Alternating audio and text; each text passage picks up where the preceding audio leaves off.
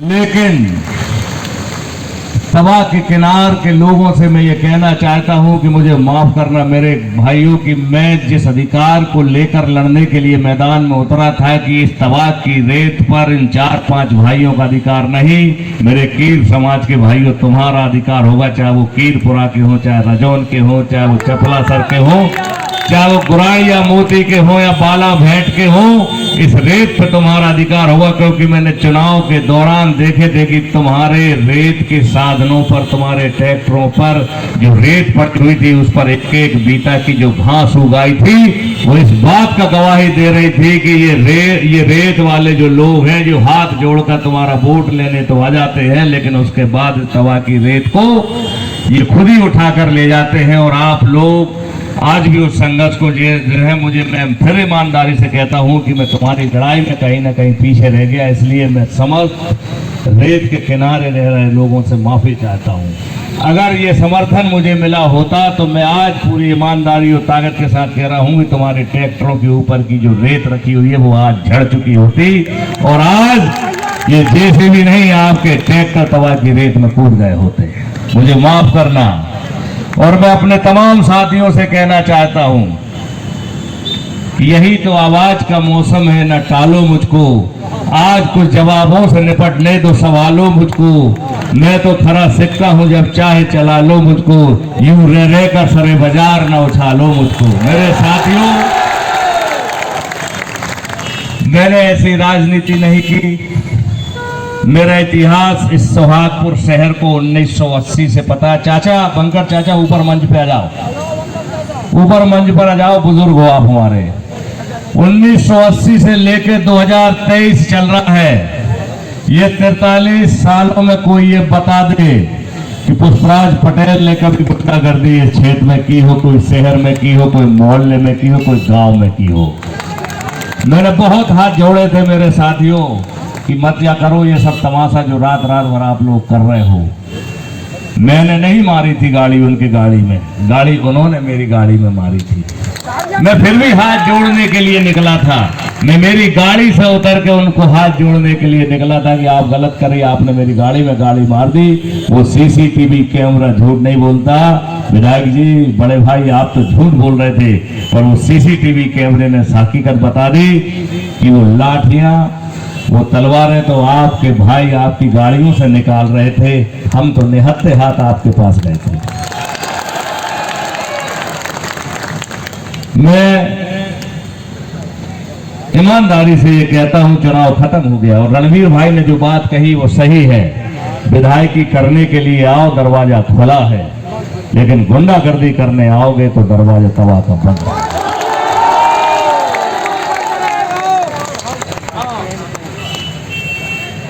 हमेशा हमने शांति से जीवन जिया है, राजनीतिक रूप में बहुत शांति से, और सबको पूरे चुनाव भर कोई भारतीय जनता पार्टी का कार्यकर्ता, कोई बूथ एजेंट, कोई एक मतदाता पूरे चुनाव भर 314 बूथ का ये कह दे कि पुष्पराज पटेल मुझे मिले थे और उन मुझे गले ना लगाया हो।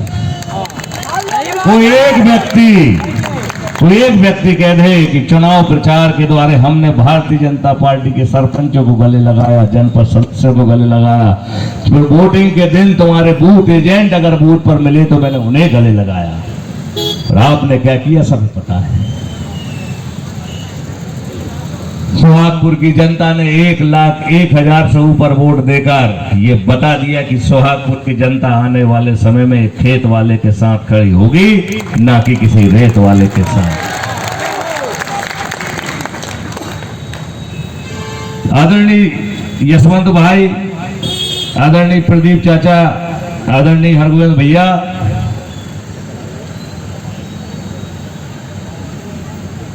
नागपुर भट्टा से लेके माछा तक, उधर गुड़ला से लेके 4 गांव तक ऐसा कोई बूथ नहीं है जहां मुझे 100 से अधिक वोट ना मिली हो। ये सब आपकी मेहनत का ही तो कमाल है। आपकी मेहनत, आपके जज्बे, आपने जो मेहनत की, आपने जो खून पसीना बहाया, आपने लोगों का विश्वास जीता, ये उसका काम है।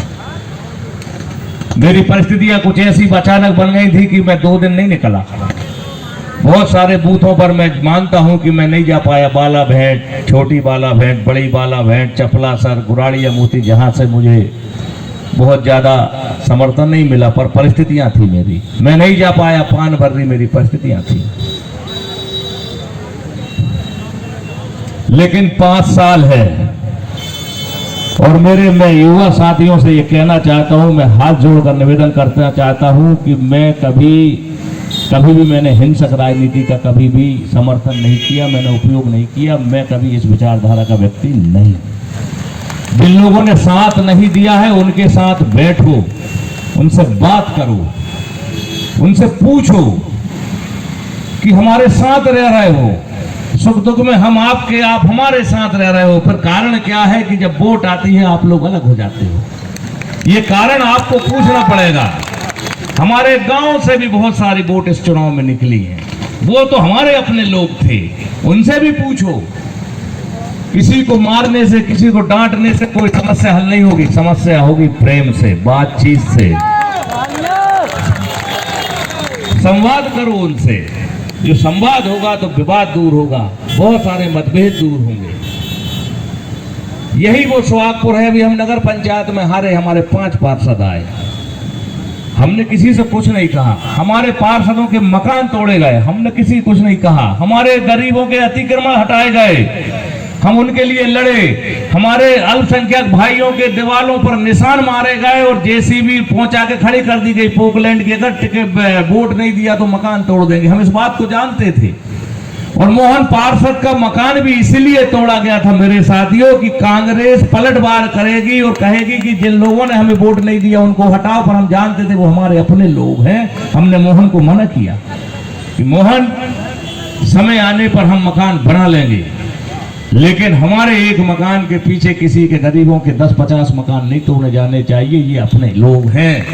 मकान अगर किसी का भी तोड़ा जाएगा तो मजबूरी में आदमी कहीं भी वोट डाल देगा, ये हम जानते थे। और आज ये जेसीबी ये बता रही है कि हमको एक लंबे संघर्ष के लिए आज ही तैयार होना है। किसान कांग्रेस अध्यक्ष जी, तैयार हो जाओ। ये जेसीबी इस बात का प्रमाण है कि इनकी ये किस ऊंची सोच के लोग हैं, क्या ऊंची राजनीति वाले करने वाले लोग हैं। ये जेसीबी इस बात की निशानी है। ये जेसीबी हमें उस मजबूत इरादे के साथ हमें और मजबूत बना रही है कि अगर जेसीबी का पंजा अगर कहीं चलेगा तो पहले हमारी छातियों पर चलेगा, इसके बाद किसी गरीब के मकान दुकान के ऊपर चलेगा। हम जानते हैं कि तुम जेसीबी की संतान हो, तुम जेसीबी चलवाओगे, पर हम किसान के बेटे हैं। जब किसान धरती का सीना फाड़ कर अनाज उगा सकता है तो धर अपने सीने पर जेसीबी का पंजा भी रोक सकता है। इसलिए और एक बात एक कवि की आ रही कि असफलता एक चुनौती है, स्वीकार करो। असफलता एक चुनौती है, स्वीकार करो। कमी क्या रह गई सोचो और विचार करो।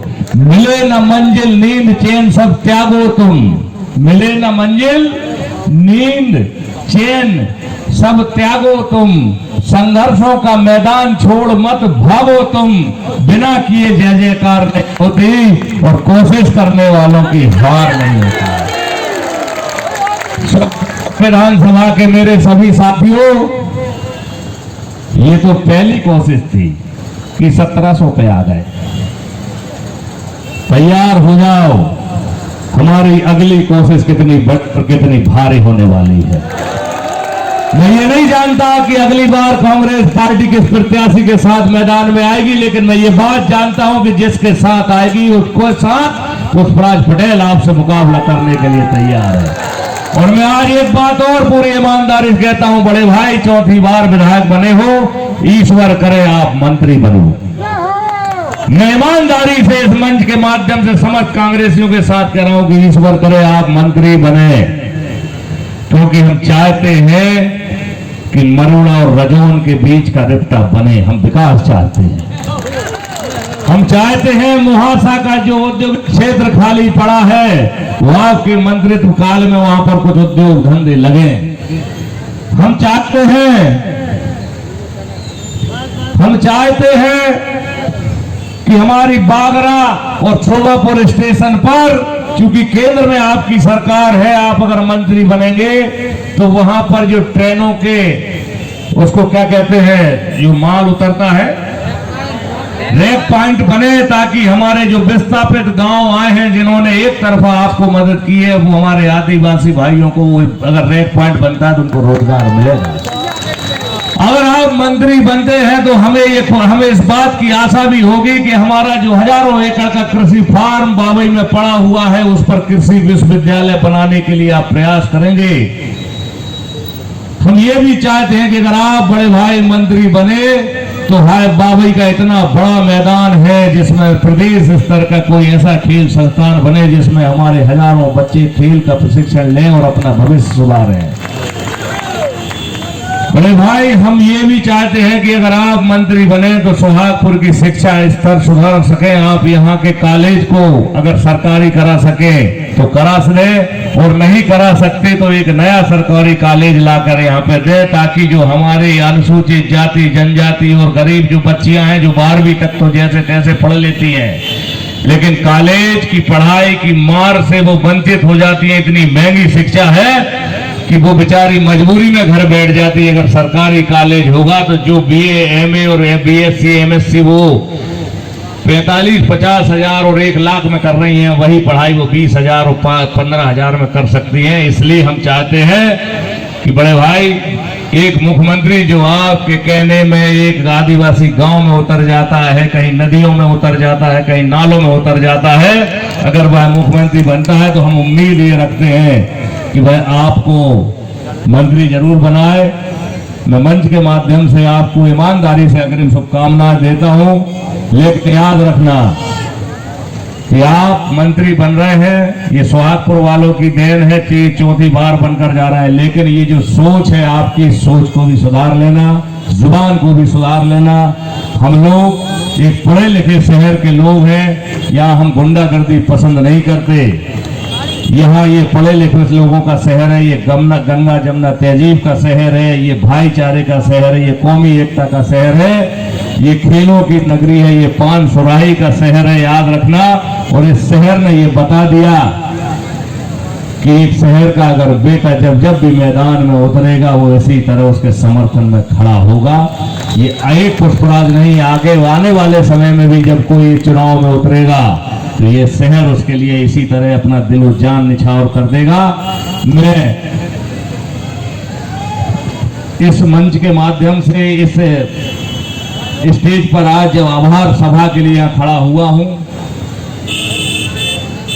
मैं आप समस्त साथियों को मेरी ओर से, मेरे परिवार की ओर से, मेरे साथियों की ओर से, ब्लॉक कांग्रेस अध्यक्ष, नगर कांग्रेस अध्यक्ष की ओर से और तमाम वो समस्त साथियों की ओर से जो आपके घर घर तक पहुंचे थे वोट लेने, अथक मेहनत किया। मुझे नहीं मालूम कितनी गाड़ियां चली, मुझे नहीं मालूम कितने लोग बाहर से मेहनत करने आए, मुझे नहीं मालूम वो कौन कौन लोगों के पास गए और उन्होंने क्या क्या वादे किए, लेकिन मैं ये जानता हूं कि 1,01,000 ऊपर वोट मुझे मिला है। ये जिम्मेदारी मेरी है। सोहागपुर ब्लॉक ने मुझे जो 22,000 वोटों से चुनाव जिताया वो सोहागपुर ब्लॉक के किसानों की जिम्मेदारी मेरी है।